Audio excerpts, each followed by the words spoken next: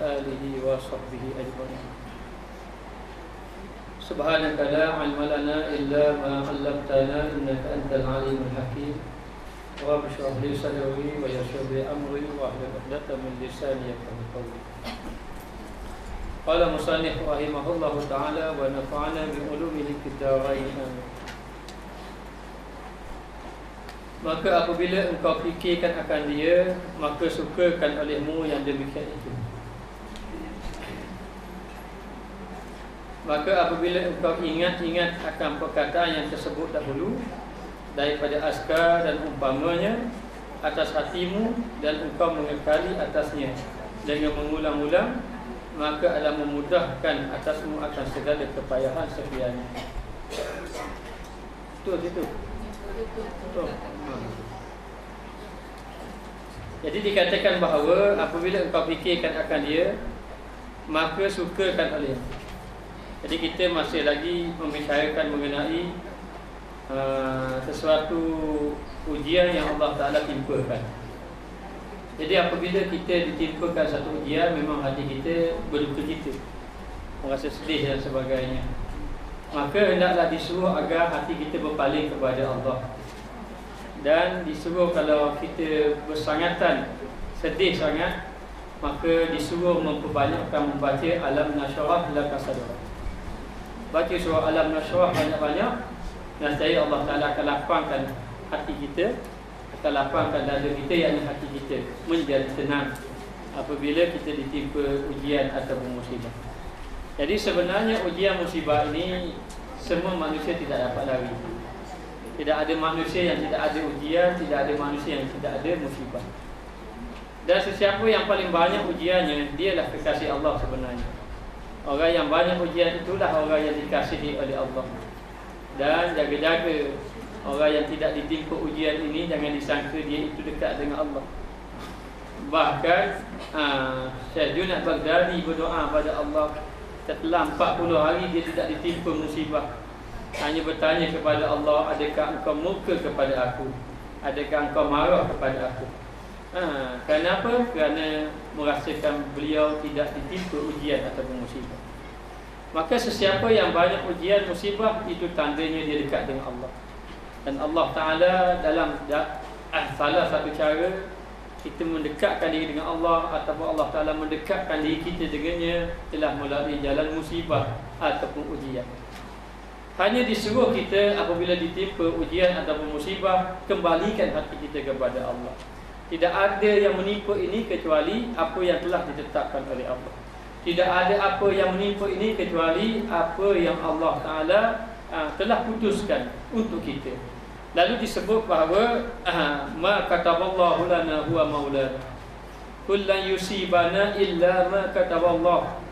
Tidak akan menimpa kita kecuali apa yang telah ditetapkan oleh Allah Subhanahu wa Ta'ala. Lalu disuruh dalam keadaan kita ini, lapangkan dada, ingatkan Allah, palingkan hati kita kepada Allah, nescaya tenang hati kita. Kerana orang yang sudah dekat dengan Allah, nikmat dan musibah itu sama je bagi mereka. Dapat nikmat pun ingat pada Allah, dapat musibah pun ingat kepada Allah. Adapun kita, orang ketika dapat nikmat kita lupa Allah, ketika musibah baru ingat. Maka sebab itulah Allah Ta'ala nak suruh kita sentiasa ingat. Maka ditimpakan musibah-musibah agar sentiasa ingat. Dan dengan cara itu, sebenarnya secara tidak sedar, kita ini sebenarnya berjalan semakin hampir dengan Allah Subhanahu wa Ta'ala. Hanya akhlak kita ketika diuji oleh Allah Ta'ala, jangan kita buruk sangka dengan Allah. Allah Ta'ala tidak menzalimi hamba-Nya. Allah Ta'ala amat kasih sayang kepada hamba-Nya. Kasih sayang Allah Ta'ala kepada kita mengatasi kasih sayang ibu bapa kita, mengatasi kasih sayang orang-orang yang mengasihi kita. Bahkan ketika iblis ingin menyesatkan manusia, Allah Ta'ala mengatakan, aku memberi dia jalan taubat, agar ada jalan dia berlepas diri ataupun selamat diri kepada Allah Subhanahu wa Ta'ala daripada tipu daya iblis, syaitan dan sebagainya. Lalu disuruh kepada kita, kalau kita kembalikan kepada Allah, nescaya tenanglah hati kita. Lalu dikatakan bahawa apabila engkau ingat akan perkataan yang tersebut itu dahulu daripada askar, Kalau kita ingat apa-apa yang berlaku ataupun yang telah disebut, sekarang ni sebenarnya apa-apa yang telah disebut, yakni bila kita ditimpa musibah, kita ingat ianya datang daripada Allah. Bila kita ditimpa musibah, kita ingat ini ujian daripada Allah. Bila kita ditimpa musibah, kita ingat ini tanda kasih sayang Allah Subhanahu wa taala. Allah Taala Maha mengasihi hamba-Nya. Bagaimana manusia itu, bagaimana seseorang ataupun anak kita yang kita selalu beri nikmat pada dia, kadang-kadang membinasakan dia. Dia nak apa saja kita bagi, nak apa saja kita bagi, akhirnya membinasakan dia. Sebab itu Allah Taala menentukan sesuatu yang sesuai dengan hamba dia. Lalu ada yang kita minta tak dapat, ada yang kita tak sangka-sangka berlaku pada diri kita. Semuanya itu tabiat ujian daripada Allah Subhanahu wa taala. Jadi kita belajar, dalam dan kita ada orang yang mengajar kita, maka ada juga yang mengajar lagi kita, yakni Allah Subhanahu wa taala. Ada pun manusia, kita belajar dengan mengambil ilmu. Ada pun Allah Taala mengajar kita dengan ujian-ujian dan musibah-musibah dan takdir-takdir yang Allah Taala tetapkan kepada kita. Umpama kita belajar tentang sabar, kita boleh belajar tentang sabar, kita boleh hafal dalil-dalil tentang sabar, kita boleh membaca kitab-kitab ataupun buku-buku tentang sabar. Tapi mana kenyataannya? Lalu Allah Taala mengajar kita pula dengan ujian musibah untuk memberitahu inilah yang sebenarnya jalan kamu ingin dekat kepada Allah Subhanahu wa taala. Lalu dikatakan bahawa seseorang itu kena ingat ianya datang daripada Allah, semuanya telah ditimpakan oleh Allah Taala, dan umpamanya termasuk dengan zikir-zikir. Ingatlah zikir-zikir. Lalu disuruh kita agar memperbanyakkan berzikrullah, berzikir. Sebab itu sebelum pada ini minggu lepas disuruh membanyak baca alam nasyrah laka sadrak bila kita ada masalah. Supaya hati kita tenang, Allah Ta'ala akan bukakan hati kita ini, rasa tenang dengan Allah. Bila kata rasa tenang, tidak semestinya masalah itu selesai. Mungkin masalah itu tidak selesai, tetapi hati itu tenang. Jadi bila hati itu tenang, Alhamdulillah kita boleh terima. Ada pun masalah, tak boleh lari. Duduk peringkat macam mana, duduk keadaan macam mana, maqam macam mana, memang tak boleh lari daripada ujian. Siapa yang tidak pernah kena musibah? Siapa yang tidak pernah kena ujian? Bumi mana yang tidak ditimpa hujan, lautan mana yang tidak bergelora. Jadi nak beritahu, memang manusia ini akan ditimpa ujian. Kenapa manusia itu ditimpa ujian? Kerana dia duduk di bumi ini di tempat ujian Allah, di tempat ujian Allah Ta'ala. Maka tidak seseorang itu tidak dapat lari daripada ujian Allah Subhanahu wa Ta'ala. Lalu dikatakan bahawa kita ini kenalah ingat kepada Allah, banyakkan berzikir, kembalikan balik kepada Allah. Bayar kita renung ada apa sebab kita ditimpa macam ini. Boleh jadi dengan banyak kelalaian kita kepada Allah.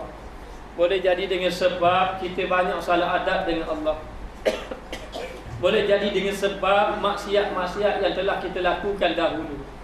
Boleh jadi dengan sebab kita ini ada buat salah dengan makhluk-makhluk Allah yang Allah Ta'ala kasih. Jadi semuanya itu untuk mengajar kita, untuk memberitahu kepada kita agar kita mencari jalan kepada Allah Subhanahu wa taala. Kalau kita nak lari daripada masalah, ada satu masalah, kita lepaskan masalah ini, datang masalah lain.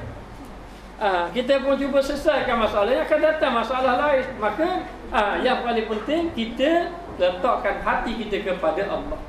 Terima kepada Allah Ta'ala apa yang Allah Ta'ala timpakan kepada kita. Baik itu disuruh agar kita sentiasa banyak mengadu pada Allah. Kita ini silap, kadang-kadang kita banyak mengadu pada makhluk. Mengadu pada kawan-kawan, mengadu pada tu. Jangan mengadu pada Allah. Kalau saya tidak suka cerita saya pada orang-orang lain. Baik kita malam-malam duduk dengan Allah, kita mengadu biar puas hati. Mengadulah pada Allah Ta'ala apa yang kita hadapi. Suami saya pasal macam ini ke, isteri saya pasal macam ni ke, ceritalah depan Allah. Nanti Allah Ta'ala akan rasa tenangkan hati kita. Nak lari masalah, memang tak ada masalah. Tapi jangan cari masalah.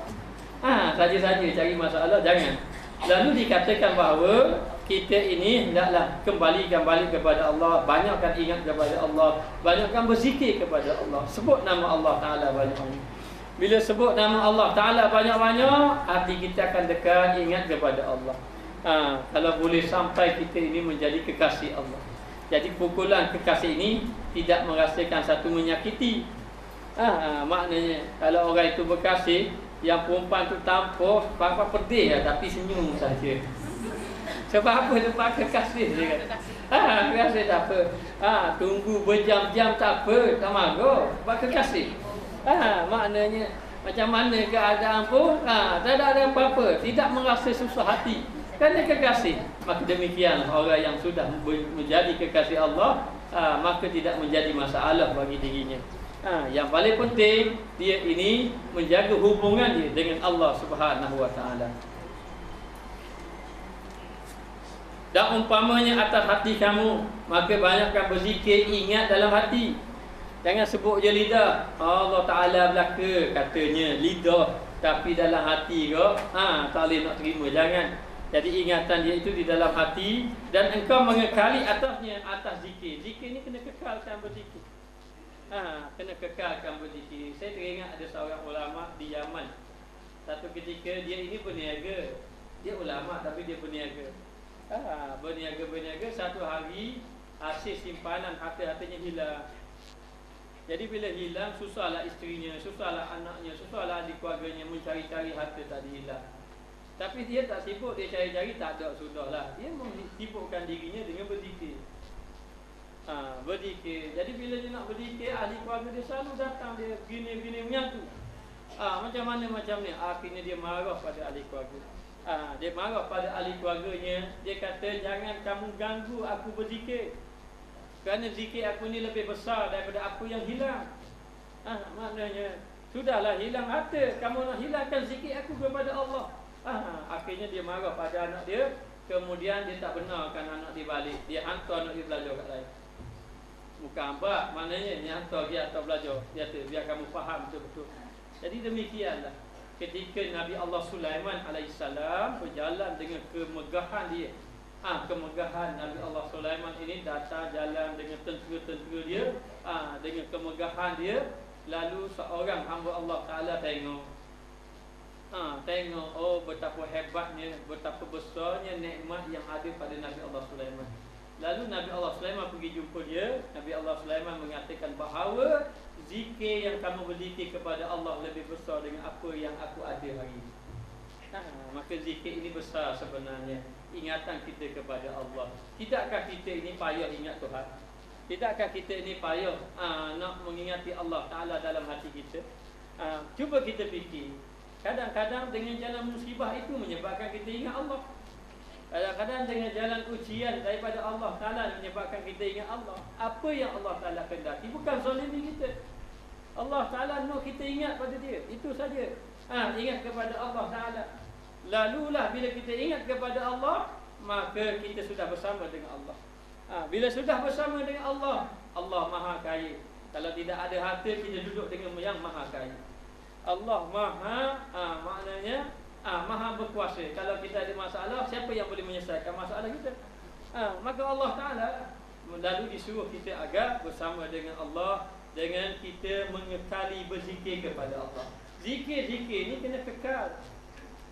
Kena kekal. Ada seorang ahli sufi itu dia menangis. Lalunya kerana apa? Orang tanya dia, kerana aku terlepas zikir hari ini. Terlepas zikir hari ini, aku disibukkan dengan tetamu yang datang terlalu ramai, sehingga aku disibukkan dengan berzikir kepada Allah. Lalulah kata orang itu, kalau gitu zikirlah sekarang. Dia kata masa yang lepas tidak akan kembali. Kerana aku nak setiap masa aku ini berzikir. Aku bersedih dalam keadaan aku berzikir. Tetapi yang menyedihkan aku lagi, aku terlepas zikir. Masa aku sibuk tadi. Jadi nak beritahu zikir ini kena kekal. Di dalam hati kita kena hidupkan. Boleh jadi kita berzikir ni tak hidup lagi hati, tak apa, kekalkan berzikir. Kerana apabila kita berzikir kepada Allah, menyebabkan kita ingat kepada Allah. Bila ingat kepada Allah, maka sepanjang masa kita itu dikira ibadat. Sebab itulah sebenarnya Allah Ta'ala tidak melihat banyaknya ibadat, tetapi Allah Ta'ala melihat banyaknya ingat kepada Allah. Kalau kita ini banyak ibadat tapi lupa kepada Allah, itu kurang manfaatnya dibandingkan dengan orang yang dia banyak ingat kepada Allah. Walaupun dia tidak banyak sembahyang sunat, baca Quran, tapi hatinya ingat kepada Allah Subhanahu Wa Ta'ala. maka disuruh kita, dilatih diri kita agar mengingati Allah Subhanahu Wa Taala. Hidupkan hati dengan Allah. Malam-malam nak tidur ambil tasbih, cuba berzikir pada Allah. Kita nak duduk berkhalwah, beruzlah mungkin payah, tapi ada masa-masa yang kita keseorangan. Jangan biarkan kita benar-benar keseorangan kecuali kita bersama dengan Allah Subhanahu Wa Taala. Maka dengan ulangkan balik. Kadang-kadang begitulah hati kita yang lalai, kita berzikir lupa balik, ingat zikir balik, lupa balik, ingat zikir balik. Maka demikianlah kita disuruh agar mengecari dan mengulangi zikir-zikir itu. Maka apabila orang itu benar-benar ingat kepada Allah, maka dia akan mencapai nikmat dalam ibadat kepada Allah. Sudah ramai yang bertanya, ataupun kita sendiri dapat merasakan, kadang-kadang baca Quran sudah dibaca, tetapi kenapa hati masih lalai? Kadang-kadang kita sudah fikir, sudah banyak sembahyang yang dilaksanakan, daripada kita balik umur 15 tahun sampai sekarang, mana khusyuknya sembahyang? Mana sembahyang itu mencegah kita daripada perbuatan mungkar? Bagaimana dengan Quran kita? Bagaimana dengan sembahyang kita? Sebenarnya sembahyang kita, Quran kita, dalam keadaan hati kita lalai, itu bukan dekat dengan Allah, dibimbangi semakin jauh dengan Allah. Maka tumpukan hati kita dengan ingat kepada Allah. Dan ingat kepada Allah Ta'ala ini setiap masa, bukan ketika di dalam sembahyang saja. Bagaimana orang itu nak ingat Allah dalam sembahyang, sedangkan di luar sembahyang dia tidak ingat Allah Ta'ala. Maka khusyuk ini, ingatan kita kepada Allah Ta'ala ini agar sentiasa berterusan. Lalu pengarang kitab kita ini menyuruh kita mengetahui, sekurang-kurang ada juga 100 zikir. Itu paling kurangnya. Bukan berterusan dengan 100, tapi bertambah-tambah. Dan bila tambah sampai ribu-ribu, bukan ikut atas nombor itu. Bukan atas, saya sudah zikir 10,000. Bukan. Yang dikehendaki adalah hati yang ingat kepada Allah Subhanahu Wa Taala. Maka adalah memudahkan atasmu akan segala kepayahan sekaliannya. Maka segala kepayahan, kesusahan itu akan dimudahkan oleh Allah. Ini bagi siapa? Ini bagi orang yang berzikrullah, orang yang berzikir kepada Allah Subhanahu Wa Taala. Jadi bila dia banyak berzikir, sebutlah la ilaha illallah. Bila sebut la ilaha illallah, nanti kita akan dapat rasakan Allah Ta'ala menyelesaikan segala masalah itu. Maka orang yang tidak ada ingatan kepada Allah, hatinya tidak tenang, hatinya akan gelisah, hatinya akan keluh kesah. Kenapa kita duduk dalam keadaan keluh kesah? Kenapa kita duduk dalam hati yang tidak tenang? Jawapannya satu saja. Jawapannya kerana kita lupa kepada Allah. Bila lupa kepada Allah, pasti hati tidak tenang. Hati tidak tenang. Tetapi kalau orang tu ingat kepada Allah, walau ditimpa musibah, walau ditimpa ujian, walaupun mereka itu ditekan dan sebagainya, dia tetap tenang, kerana dia bersama dengan Allah Subhanahu Wa Taala. Lalu dikatakan bahawa Allah Ta'ala pasti akan melepaskan segala kesusahan kita dengan cara jalan kita ingat kepada Allah. Banyak jalan. Ada katanya dengan beristighfar. Kalau kita genung balik, mungkin sabit banyak dosa. Kalau sabit banyak dosa, kita banyakkan beristighfar kepada Allah Ta'ala. Beristighfar kepada Allah. Ataupun kita genung, mungkin banyak kita lalai pada Allah. Banyak kepada ghaflah, lalai kepada Allah Ta'ala. Dengan arti kata ghaflah ni macam ini, mungkin kita tak buat perkara-perkara maksiat-maksiat yang besar. Hanya kita ni kadang-kadang mengabaikan perkara-perkara yang baik-baik. Kita duduk dalam surau, kita boleh baca Quran, kita boleh niat iktikaf, kita boleh buat amal ibadat, tapi kita duduk saja je cakap-cakap benda yang sia-sia. Itu ghaflah namanya. Lalulah kita banyaklah beristighfar, la ilaha illallah, minta kepada Allah Ta'ala agar dibersihkan. Sebab itu jalan ketenangan hati, ataupun bila seorang itu duduk dalam keadaan kesusahan, tidak ada jalan kecuali kembali pada Allah. Allah Ta'ala akan selesaikan. Kita tak mampu menyelesaikan masalah orang. Kalau seorang itu jumpa dengan seseorang, kita mengharapkan orang itu menyelesaikan masalah kita. Tak mampu orang. Dia sendiri pun tak mampu nak menyelesaikan masalah dia. Siapakah yang menyelesaikan masalah? Yang menyelesaikan masalah Allah. Maka kita kembalikan kepada Allah Subhanahu Wa Taala. Maka disuruh kita agar banyak berdoa kepada Allah. Banyak berdoa kepada Allah. Satu hari saya jumpa dengan seorang tu, dia minta sangat saya pergi jumpa dia. Tapi hati tak berasa nak pergi, tapi dah didesak, saya pun tak apalah, saya pergilah dia pergi. Bila pergi tu dia menceritakan segala masalah dia. Tapi dalam hati saya memang saya kata memang saya tak boleh nak selesai masalah ni. Masalah tak selesai. Jadi lepas dia cerita-cerita, saya kata beginilah, senang saja. Senang saja masalah. Jadi malam-malam ni pergi semayang lah, minta doa, mengadu pada Allah. Malam-malam ni semayang mengadu pada Allah. Pernah ke mengadu pada Allah sebagaimana yang kamu cerita pada saya ini? Pernah tak kamu cerita pada Allah macam ini? Dia kata tak pernah. Tidak pernah. Tidak pernah mengadu kepada Allah. Kemudian nak beritahu kalau ditimpa masalah, andai kata kita baru dapat berita orang kata kita terus mengadu pada Allah. Maknanya cakap kita berinteraksi dengan Allah Taala.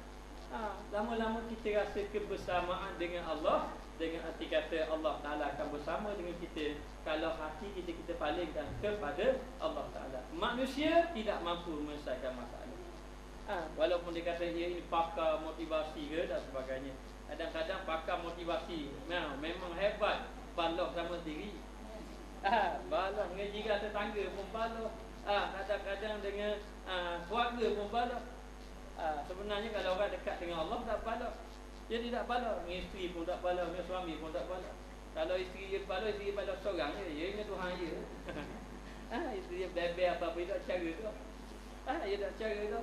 Dia duduk dengan dia main zikir, nak belajar lah tu anda mula. Maknanya andai kata begitu.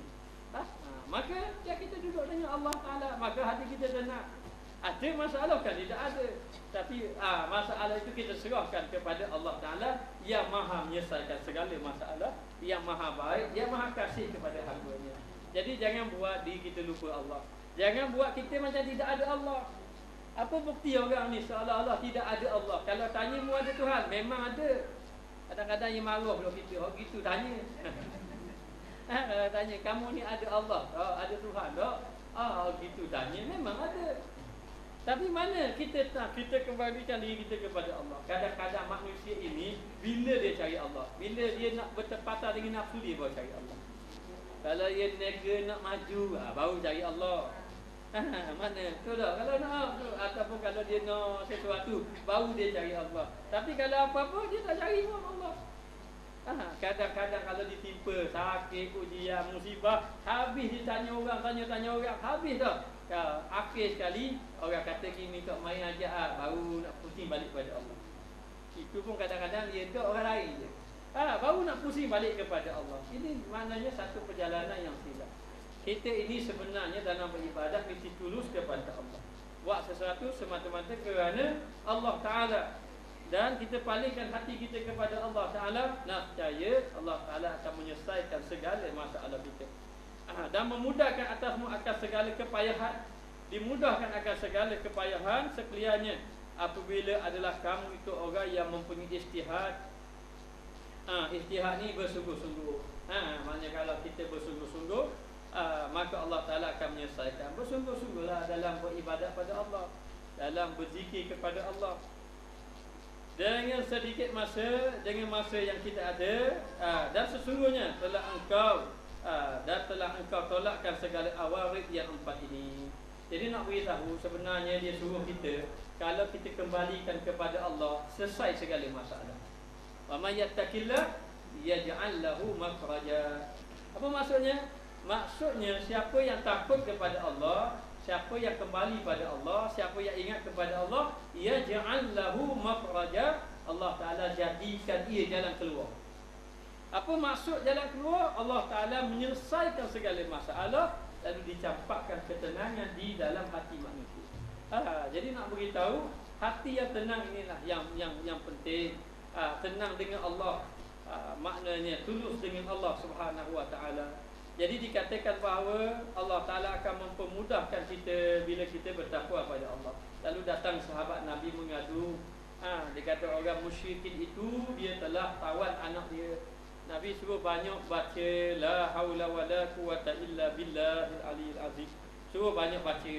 Kita tak ada daya upaya dah, serah pada Allah Ta'ala, banyak baca alam nasrah ke la haula wala ke, baca zikir dan sebagainya.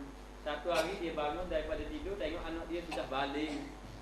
Sangat gembira dia, dan bersyukur dia kepada Allah. Kerana apa? Kerana Allah Ta'ala lepaskan anak dia, selamatkan anak dia daripada tawanan orang-orang kafir. Disebabkan dia mendekatkan diri kepada Allah Ta'ala. Jadi kita balik pada Allah Ta'ala secara lain. Banyakkan dekat diri dengan Allah. Di samping itu banyak memperbaiki amal ibadat kita, banyak beristighfar kepada Allah. Lalu dikatakan di sini, dan sesungguhnya telah engkau tolakkan segala awarid. Awarid ni apa? Maknanya halangan-halangan. Yang pertama halangan rezeki. Rezeki ni lah banyak halangan. Kalau tak sabit rezeki kan, maknanya ramai dah orang nak belajar, tapi bukan kamu belajar, tapi rezeki. Maka rezeki ini satu halangan. Halangan-halangan kita nak buat amal ibadat pada Allah. Memang kalau kita bekerja, kalau kita belajar agama betul-betul, siapa tak bekerja mencari rezeki, tak mencari rezeki, salah juga. Salah juga. Jadi baru ini ada seorang daripada Indonesia datang jumpa. Dia di sini datang ada mesyuarat di sini. Dia orang perniagaan lah. Orang-orang ahli perniagaan datang di sini, duduk di atas ada mesyuarat. Jadi semasa duduk di Indonesia tu dia selalu buka YouTube. Dengar. Kadang-kadang dia kata enggak faham dia.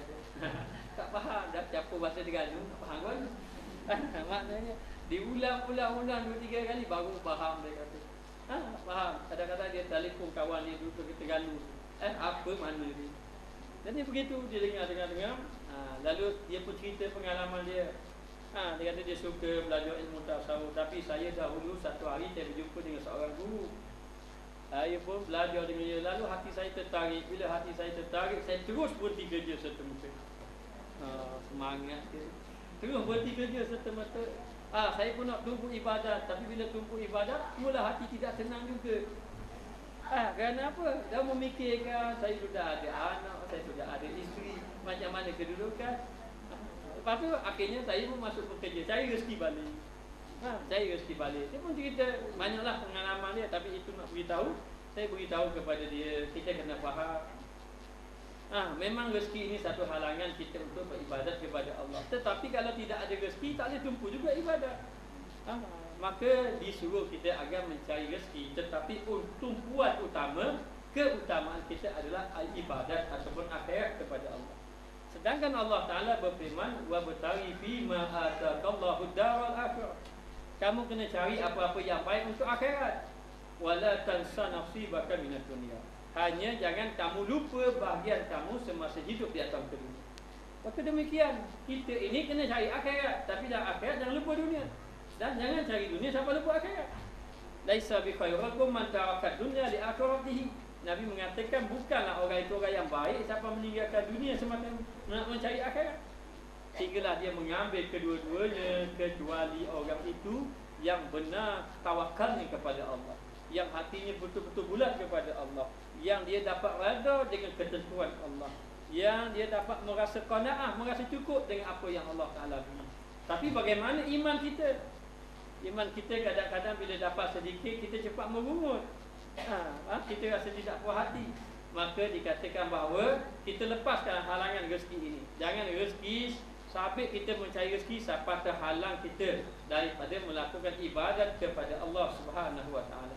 Jadi rezeki yang kedua dia panggil tuntutan nafsu. Kehendak nafsu. Maka kadang-kadang kita terhalang. Bila dapat rezeki kita nak yang lebih lagi, kadang-kadang begitu. Dan hati manusia ini sentiasa merasa tidak cukup. Kalau diberi 2 lembah emas ataupun 2 bukit emas, tak cukup, nak 3 bukit lagi. Maka demikianlah manusia itu memang begitu. Yang akhirnya menyebabkan ia lalai kepada Allah. Dan yang ketiga, dikatakan bahawa musibah-musibah. Musibah-musibah ini halangan. Bila Allah Ta'ala beri musibah-musibah ataupun bala-bala ujian-ujian yang Allah Ta'ala berikan kepada kita ini, kita menjadi jauh daripada Allah. Sedangkan musibah itu nak suruh kita semakin dekat dengan Allah. Dan yang keempat, segala maqadir, yakni takdir Allah. Sama ada takdir itu melibatkan kepada kematian. Allah Ta'ala takdirkan kita duduk dalam fakir, Allah Ta'ala takdirkan kita duduk dalam miskin, ataupun Allah Ta'ala takdirkan kita kaya. Itu semua membawa kepada halangan beribadat berlaku. Jadi sebenarnya takdir ketetapan Allah ni jangan jadi halangan. Ada sahabat Nabi yang kaya, ada sahabat Nabi yang miskin. Yang kaya menolong yang miskin. Sehingga kan yang kaya pun dia dekat dengan Allah Ta'ala. Sayyidina Abu Bakar, mana iman yang paling tinggi. Tidak ada orang yang lebih tinggi imannya daripada Sayyidina Abu Bakar As-Siddiq. Beliau seorang yang kaya. Seorang yang kaya. Dan ramai sahabat-sahabat yang fakir, miskin. Walaupun mereka fakir, miskin, tapi dia dekat dengan Allah. Sampaikan Abu Hurairah itu kadang-kadang dia bergelepar di atas tanah. Orang sangka dia sakit sawat. Bukan sakit sawat, tapi lapar perut. Mana tak ada makanan nak makan. Apa begitu? Ini sahabat Nabi. Sahabat Nabi, walaupun mereka itu dalam keadaan fakir, susah, tapi hati mereka sentiasa ingat kepada Allah Subhanahu Wa Taala. Maka jangan jadi penghalang apa yang Allah Taala tetapkan kepada kita. Kita duduk keadaan macam ni pun kita terus beribadat. Kita ditambah nikmat pun terus ibadat. Kita diuji oleh Allah Ta'ala pun terus beribadat kepada Allah. Jadi sebenarnya matlamat kita ibadat. Jangan terhalang dengan apa yang ditimpa kepada kita. Boleh jadi senang, susah dan sebagainya. Teruskan beribadat kepada Allah. Awarid yang 4 ini daripada dirimu, dan engkau padakan membicarakan akan dia. Dan jadilah engkau pada Allah Ta'ala daripada orang yang mutawakkili. Engkau kenapa tu? Padakan membicarakan dia. Maknanya kita ini kena diam ataupun cukup, ataupun kita jangan cakap banyak dengan apa yang Allah Ta'ala uji kepada kita. Maka kita diamlah dengan apa yang Allah Ta'ala berikan kepada kita. Apa-apa saja itu ketetapan Allah Ta'ala beri kepada kita.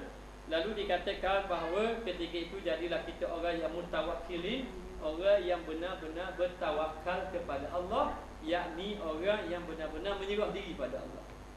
Jangan sangka tawakal itu orang tu tak bekerja, itu bukan tawakal namanya. Maknanya, saya ini jenis tawakal, habis kerja apa? Tak ada kerja apa-apa, tawakal. Saya bukan apa, saya bimbang, itu bukan tawakal, saya bimbang kurang akal. Aku fikir saja. Jadi kena tengok tawakal ini kena kerja. Kena kerja. Kecuali dia sudah cari kerja, tidak ada kerja, masih lagi mencari, itu tak apa. Masih lagi mencari sabar. Lepas tu dia terima. Kalau ada peluang pekerjaan, dia cari lagi pekerjaan. Itu tak apalah. Maknanya dia serah pada Allah Ta'ala. Ini yang dimaksudkan ni memang betul-betul tidak mahu bekerja. Itu bukan tawakal. Bahkan Nabi suruh sahabat Nabi yang bawa unta itu, kenapa tidak tambak unta? Saya tawakal. Nabi kata bukan begitu. Akilha summa tawakal. Ikat dulu unta. Ikat dulu unta. Lepas ikat unta sudah usaha, serah pada Allah. Maksudnya orang tawakal ini, dia ini kena usaha. Ya, memang ada tawakal orang awam. Kita cakap tawakal orang awam lah. Tawakal orang awam ni dia kena usaha. Kita jangan serah macam tu. Biar tawakal orang awam ni dia usaha. Bila dia usaha saja, kemudian bila saja dia dapat, dia terima. Tak kira lah sikit pun tak apa. Lepas dia usaha, dia serah. Banyak mana Allah Ta'ala nak beri, maka dia tak pedikaikan. Banyak ni Allah Ta'ala beri. Saya usaha hari ni daripada pagi sampai petang, banyak ni je. Kita terima. Dia terima apa yang Allah Ta'ala berikan kepada dia. Ini orang yang benar-benar mutawakkilin, yakni orang yang bertawakal kepada Allah Subhanahu Wa Ta'ala, yang menyerahkan dirinya, serah diri kepada Allah. Apa saja Allah Ta'ala nak timpakan pada dia, dia terima. Terima saja apa saja yang Allah Ta'ala timpakan kepada dia. Sebab itu kita disuruh jangan terlalu gembira dengan nikmat yang kita dapat. Jangan terlalu gembira dan juga jangan terlalu bersedih dengan nikmat, dengan kekurangan yang Allah Ta'ala berikan kepada kita. Kerana semuanya datang daripada Allah. Allah Ta'ala sudah bagi bahagian masing-masing, maka kita kena faham, kalau itulah Allah Ta'ala beri, itulah yang paling baik untuk kita. Lihatlah yang memberi itu siapa? Allah. Maknanya itulah yang paling baik. Allah Ta'ala beri banyak ni je, tak apa, kerana ini pemberian Allah. Lihatlah pemberinya, jangan melihat apa yang diberi. Kalau melihat apa yang diberi, saya tidak bersyukur kita pada Allah. Tengok apa yang diberi. Tapi kalau melihat kepada pemberi, Masya Allah, yang sedikit pun kita rasa bersyukur pada Allah. Bagaimana kalau seorang ulama datang bagi pen satu, kita simpan, kita ingat ini ulama besar datang ni. Tapi kalau kita pergi ke Madin, pen mahir je, RM5 je satu rupanya.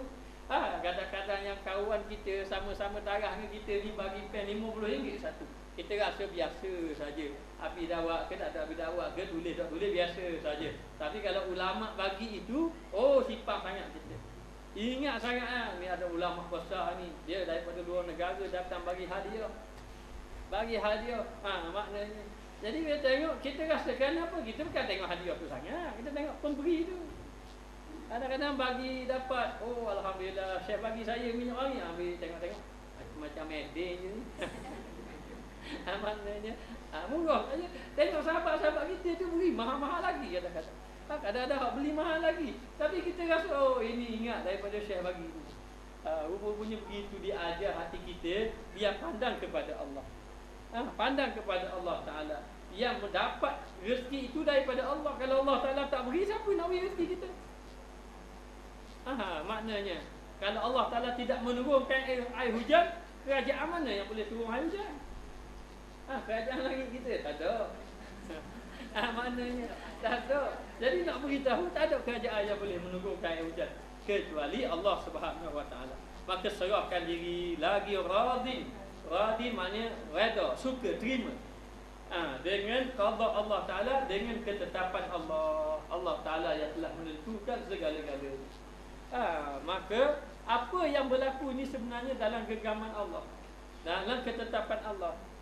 Bahkan kita kadang-kadang kita rancang besok nak buat macam ni, besok siapa masa tak buat pun. Kita akan ikut aturan Allah Ta'ala satu sampai kita mati. Allah Ta'ala tetap dah. Maka kalau kita tidak redha dengan apa yang Allah Ta'ala takdirkan, tetapkan kepada kita, bermakna kita tidak redha kepada Allah Subhanahu Wa Ta'ala. Bila tidak redha dengan Allah, maka kepada siapa lagi kita nak meminta tolong? Siapa lagi yang akan menolong kita kalau tidak Allah Subhanahu Wa Ta'ala? Lalu disuruh orang yang beriman kepada Allah, radin, redha dengan ketetapan Allah. Redha dengan ketetapan Allah.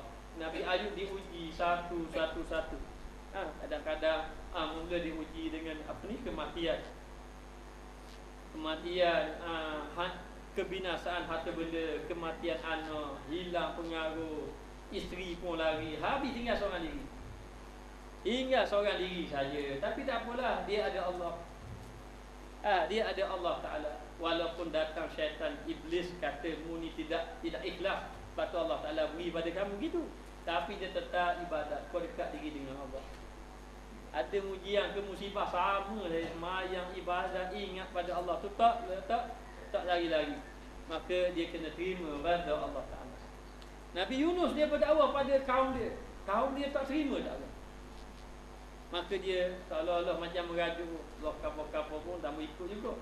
Dia pun larilah, tinggalkan kampung dia, tinggalkan penduduk dia, naik ada perahu, hari gali, mari ombak, masuk dalam air laut, mari ikan duduk dalam laut. Duduk dalam laut. Nabi apa? Nabi Yunus. Nabi Yunus. Allah Ta'ala beri selalu. Iyalah orang tak terima ke, tak apalah. Dia kata orang tak terima, tak apa, dia pun lari. Lari saja duduk dalam. Maka di situ ada 3 kegelapan. Satu, gelap dalam apa? Dalam perut ikan. Yang kedua, gelap dalam laut. Air laut tu memang gelap lah. Yang ketiga, gelap malam. Malam gelap dalam air laut, gelap dalam perut ikan. Lalu Nabi Yunus pun baca La ilaha illa anta subhanaka inni kuntu minaz zalimin. Itu doa Nabi Yunus. Jadi satu hari ada budak pelajar sini masa di Kuala Lumpur dahulu. Mari lekat tulang. Lepas tu bawa air segelas. Ustaz tolong baca tak lekat tulang. Padah. Baca apa raya ni? Mikir-mikir mana kita pandai-pandai. Mana dua air tawar dah. Air mani suruh air tawar boleh dah. Dah air tawar dah. Air tawar dah nak buat macam mana? Air pun teringat baca Nabi Yunus ni duduk nampak ikan. Ni lekat ikan, itulah ikan ni. Molek ah. Bacalah, kita pun baca. Serah pada Allah. Dia pun minum. Allah Alam kan dia cerita, tak ada cerita. Jadi Nabi Yunus ini, Nabi Yunus ini duduk dalam perut ikan. Jadi 3 kegelapan. Satu gelap malam. Gelap malam. Yang kedua gelap dalam air laut. Air laut ni gelap sebenarnya. Kau cari cuba nyelam sekali. Dalam air laut. Yang ketiga gelap dalam perut ikan. Jadi ketika itu Nabi Yunus ini dia merasa bersalah. Patutnya tak apalah umat dia nak terima ke tak mau terima ni, kerja dia dakwah je. Ajar manusia pada Allah. Hidayah milik Allah, bukan milik kita. Lalu dalam keadaan macam tu dia rasa malu, tak minta dengan Allah. Ya Allah, keluarlah aku dalam perut ikan ni, panas ekor tak ada. Gelap pula, panas tak ada. Dia tak minta pun gitu. Habis tu dia hanya ini dia panggil doa sana, doa pujian. Doa dia ada 2, satu doa pujian, satu doa minta. Maknanya sebab tu dia puji saja. Sebab apa? Sebab Allah Taala tahu ke tak? Dia puji, la ilaha illa anta, tiada tuhan malaikat engkau ya Allah. Maha suci engkau, sesungguhnya aku ini orang yang menzalimi diri sendiri. Aku ini termasuk dalam orang yang zalim. Jadi dia ulang. Lalulah didengari oleh malaikat. Malaikat pun dengar. Bila malaikat dengar, tapi tak tahu orang. Gelap. Dah gelap malam, gelap laut, gelap dalam perut ikan. Kata para malaikat kepada Allah, wahai Allah Ta'ala, ini suara aku tahu, tapi aku tak tahu di mana. Suara dapat tahu, tapi tak tahu dekat mana. Dan suara inilah Yunus bin Matta, yakni Nabi Allah Yunus alaihissalam. Ini suara Yunus, tapi duduk di mana tak tahu. Minta dengan Allah Ta'ala. Maka malaikat beritahu ni suara Yunus. Lalu Allah Ta'ala melepaskan dia daripada kegelapan tadi.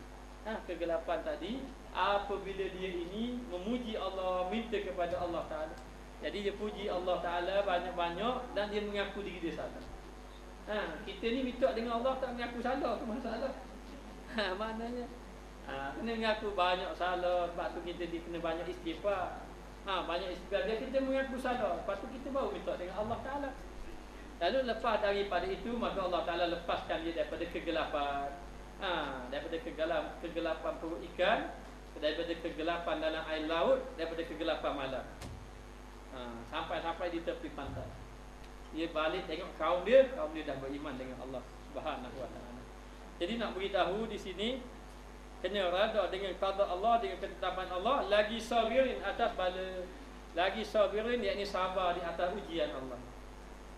Ujian Allah Ta'ala ni kita kena sabar.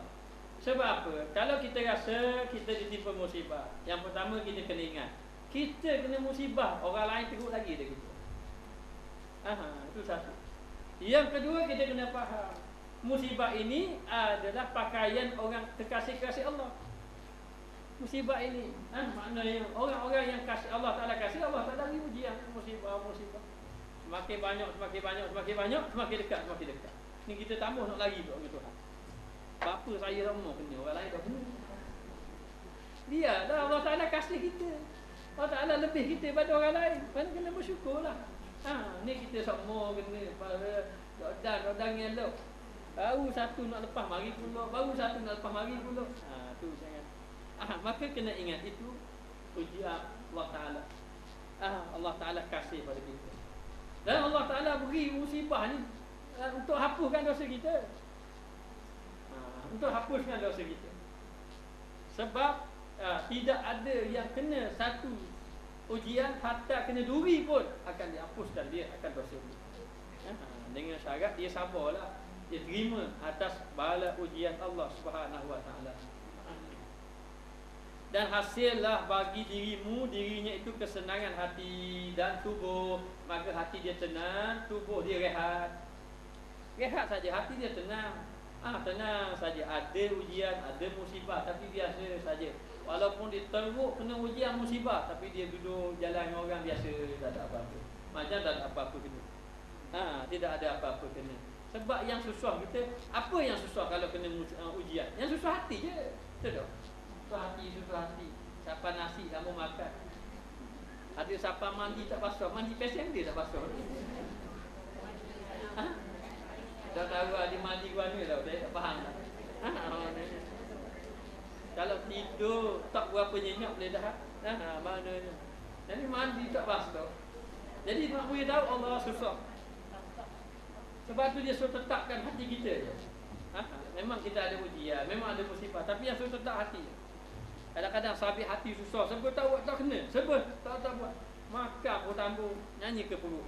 Pakai song gitu. Hati yang susah apa nyanyi ke perut gitu. Makanlah. Maknanya. Jadi hati tak tenang, sebab hati yang tidak tenang, sebab kita tak ada ingat pada Allah sebenarnya. Cuba ingat pada Allah Ta'ala.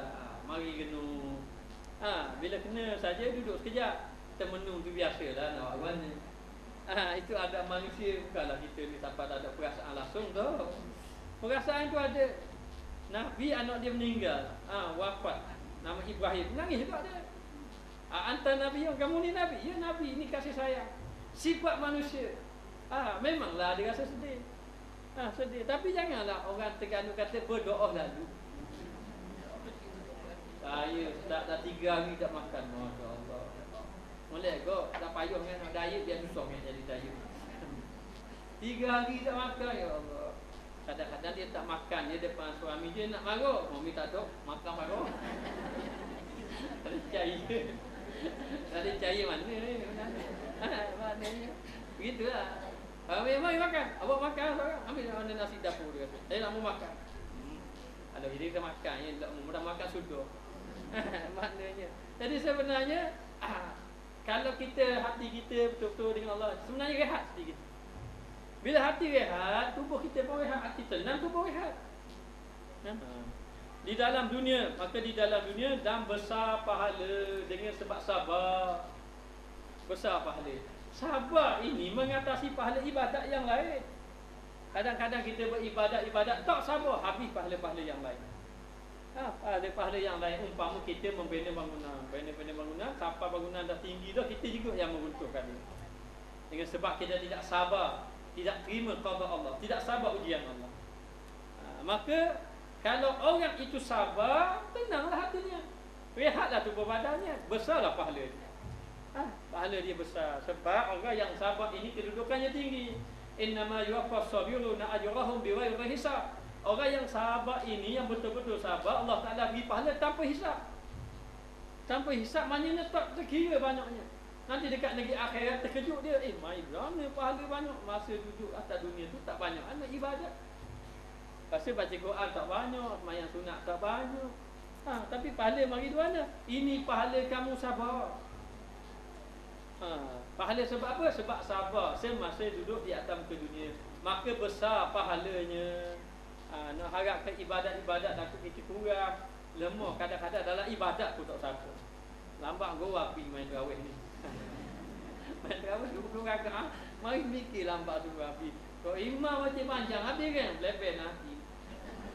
Kalau sedap tak apa juga lah. Kalau sedap panjang dulu. Allah berat dulu hati kita. Hati kita begitu lah. Lemah. Sebab tu dalam jangan cakap yang lain lah. Kadang-kadang dalam ibadat pun tak sabar. Dengan tadarus tu nak ke khatam tak, nak buat ke habis sejuzuk ni dah balik amu. Gitu kamu balik. Nampak lagi ni dah 2 kali baca seorang. Kena pula baca tu lambat. Sakau ni lambat. Allah sakit dulu. Sebab tu nak beritahu dalam ibadat kita pun kita tak boleh nak sabar. Dia nak sabar. Jadi macam mana pahala ibadat nak banyak? Sebab tu dia suruh kita sabar di atas ujian musibah. Sebab tu kita sibuklah dengan Allah. Biarlah ada apa-apa pun. Maknanya tsunami dah. Rumah nak runtuh lah tsunami. Kita tak cara ke ibadat itu. InsyaAllah tenang ke hati. Tenang ke hati. Sebab tu banyak ulama-ulama yang saya kenal-kenal, semuanya bini dia kan. Siapa mengajuk ada? Ada syekh mengajuk. Saya bukan isteri dia. Dan isteri dia apa? Isteri dia kita. Dia kita. Dia duduk dengan kita dia. Nah kitab dia, maknanya siapa orang tanya, bagaimana syekh tu? Syekh ini dia jenis tak cara ke isteri. Dia cara ke mana? Dia cara ke sebab, cara ke kitab, cara ke Quran, cara ke buku, dia cara ke ibadat dia tu. Dia tak cara tu. Maknanya memang kadang-kadang berlaku, tapi hati dia tak kira, biasa je dekat dengan Allah. Akhir-akhirnya lama-lama bini dia pun jadi ahli ibadat juga. Dekat dengan Allah Subhanahu Wa Taala. Sebab itu sebenarnya jangan duk sibuk-sibuklah dengan yang lain. Ada pun yang lain-lain tu sampingan dia. Kalau TV ibarat iklan dia. Sekarang ni kita nak pergi ke mana? Kita nak pergi ke ibadat tak? Tapi adalah sampingan datang supaya satu ujian bagi kita. Kadang-kadang hati kita ni duk paling punya tu. Jadi hati kita duk mikir. Kita ni hati kita disuruh fikir Allah. Disuruh fikir Allah. Tapi bila kena satu je, hati kita dah fikir benda lain dah. Sudah tidak fikir kepada Allah. Akhir sekali itu yang menyebabkan kita semakin jauh dengan Allah. Lalu dikatakan bahawa redha, sabar, dapat pahala banyak dan banyak pertaruhan. Apa banyak pertaruhan ni? Pertaruhan ni taruh tu simpan lah. Simpan fi uqba. Pada uqba. Uqba ni apa? Benda yang akan datang ni. Dia panggil di akhirat. Dekat akhirat banyak pahala bagi orang yang sabar. Dan besar kadarnya, besar kedudukan dia. Ni orang-orang yang sabar. Dan mahabbahnya pada Tuhan Rabbil Alamin. Dan dengan sabar ni akan mencapai rasa cinta kasih kepada Allah Subhanahu Wa Taala. Ini orang yang betul-betul sabar. Akhir kali dia akan rasa kasih dengan Allah. Kenapa? Kerana orang sabar ini pasti diberi kemenangan. Siapa-siapa yang sabar pasti diberi kemenangan. Dia dekat syurga nanti dia beri balasan. Wa basyiris sabirin, berita gembira bagi orang yang sabar. Maka dia kena sabar masa beramal, sabar maksiat, sabar ujian musibah.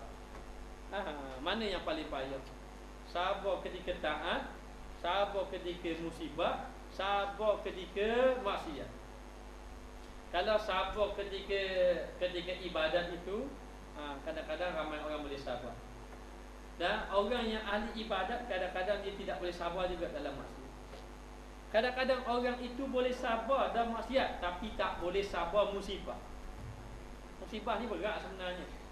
Sebab tu jangan minta dengan Allah. Ya Allah, kurniakanlah musibah, moga aku jadi sabar. Jangan. Jangan. Sampai ada setengah syekh kata janganlah doa waj'alna minas sabirin, jadi akan memang sabar. Nanti kalau kita nak minta jadi orang sabar, nanti Allah Taala uji. Kan tak tertahan kita. Maknanya hanya kita minta, ya Allah jangan kau uji aku sesuatu yang aku tidak tahan menahannya. Dan kita tak tahan ujian Allah Taala. Jadi ujian Allah ni yang orang tak sedar. Dalam musibah orang sedar, orang tak sedar dalam nikmat. Dalam nikmat yang ramai tak sedar ni, dia duduk lala dengan Allah, tak tahu sebab Allah Taala beri nikmat. Yang dibimbang istidrak maknanya Allah Taala beri nikmat tapi sebenarnya untuk menghina dia. Untuk mengazabkan dia dekat negeri akhirat. Itu yang dibimbang. Maka dikatakan bahawa berhimpunlah baginya kebajikan dunia dan akhirat. Jadi orang yang sabar, orang yang redha dapat kebaikan dunia, dapat akhirat. Dunia pun dapat, akhirat pun dapat. Dan dapat istiqamah bagimu jalan ibadat, dapat berterusan istiqamah dalam ibadat kepada Allah. Dan bila dia sabar, dia redha, akan terus beribadat. Kita ni tak sabar, kalau mau ibadat kena musibah, mau tinggal ibadat. Tak sabar tu. Maknanya maka orang yang redha, orang yang sabar, dia boleh istiqamah dalam ibadat. Kerana tiada lagi yang menegah dan tiada lagi yang membimbangkan. Membimbangkan ni menyibukkan adalah engkau ketika itu senyata telah engkau putuskan akan akabah ini yang amat suka. Jadi bila kita dapat putuskan, dapat tegah, dapat halang, dapat lawan ini, maka tak ada benda dah yang menyibukkan kita beribadat. Cuba kita renung banyak benda yang menyibukkan ibadat. Ada Allah Taala beri rezeki. Rezeki apa ni? Rezeki anak. Dengan rezeki anak pula tinggal ibadat. Kadang-kadang Allah Taala beri rezeki. Rezeki apa? Rezeki harta benda. Harta benda pula tinggal ibadat. Kadang-kadang Allah Taala beri ujian. Sambil ujian tinggal ibadat. Yang mana? Kadang-kadang sambil ujian. Tapi ada juga orang. Ada orang itu dia lalai pada Allah, kena ujian poh dekat dengan Tuhan.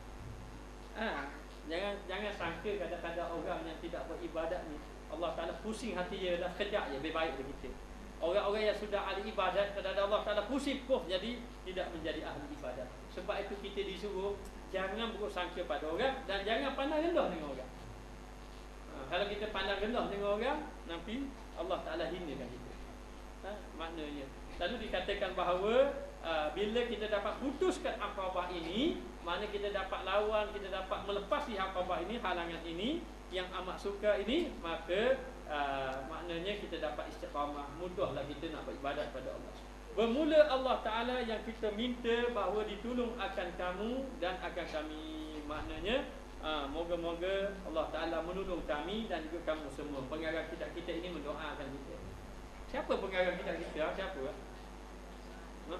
Kita tak benar. Siapa? Imam Al-Ghazali. Imam Al-Ghazali. Imam Al-Ghazali ini dia adalah wali Allah, orang yang soleh. Maknanya. Dan Imam Al-Ghazali ini orang yang selalu difitnah, dicerca. Sampai sekarang ada orang mencerca lah.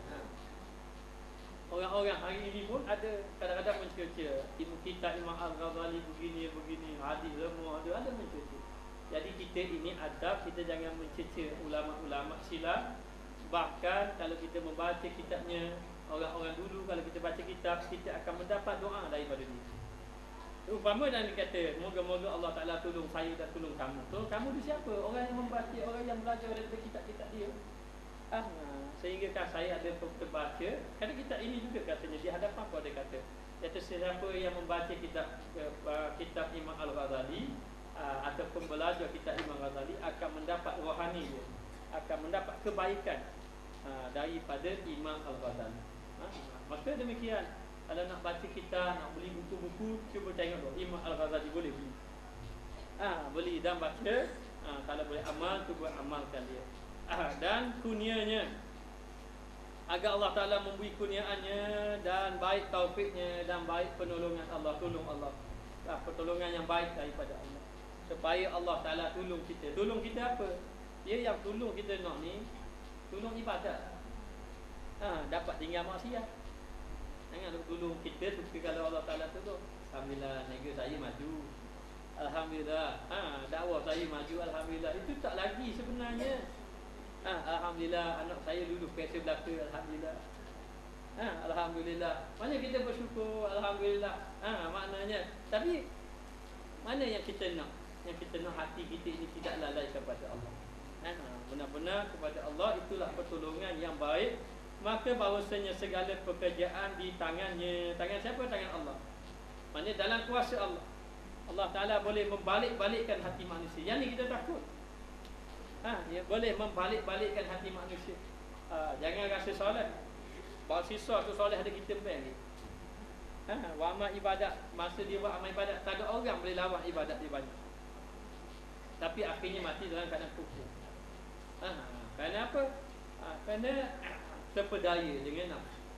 Mati dalam keadaan kufur. Jadi sebenarnya kita tak tahu kedudukan kita. Bahkan kalau orang awliya Allah, wali-wali Allah, tapi tidak semua. Maknanya sampai macam itu boleh rosak amal ibadat apa dah kita. Macam semalam saya cerita itu mengenai seorang wali Allah, dia berjalan, awal lindungi dia. Dia wali Allah. Wali Allah. Lepas dia tiba-tiba bertemu dengan ahli maksiat. Ahli maksiat terkejut jumpa dia tengah jalan, malu dan arah lah. Lalu ahli maksiat ini tunduk. Mulalah dia telah rasa hina di hadapan Allah apabila jumpa orang ini. Lalu dia pun tunduk. Lalu dia memandang mulia kepada orang tadi. Orang tadi, orang yang soleh tadi, wali Allah Ta'ala, terjumpa pula orang ahli fasik. Lalu dia melihat ini orang fasik, orang jahat, orang hina. Lalu dia memandang hina orang tadi. Akhirnya bila dia bertembung dekat, bila dia berjalan melepasi, awal itu telah melindungi orang fasik tadi. Yang orang soleh itu duduk dalam keadaan panas. Kenapa? Dibalikkan hatinya. Ketika dia menghina orang tadi, maka orang yang menghina itu jadi hina. Ketika orang yang hina itu memandang mulia, maka orang hina itu jadi mulia di sisi Allah. Jadi kita tak tahu kedudukan kita. Kita tak tahu sama ada kita baik tidak baik di sisi Allah. Yang paling baik, kita jangan menghina orang lain dan jangan memandang buruk. Yang sebaiknya kita pandang orang lain lebih baik pada kita. Kalau hakikatnya kita lebih baik pada orang, alhamdulillah. Tapi yang kita ini memandang orang itu semua lebih baik daripada kita. Kenapa kita kata begitu? Kerana semuanya dalam genggaman Allah.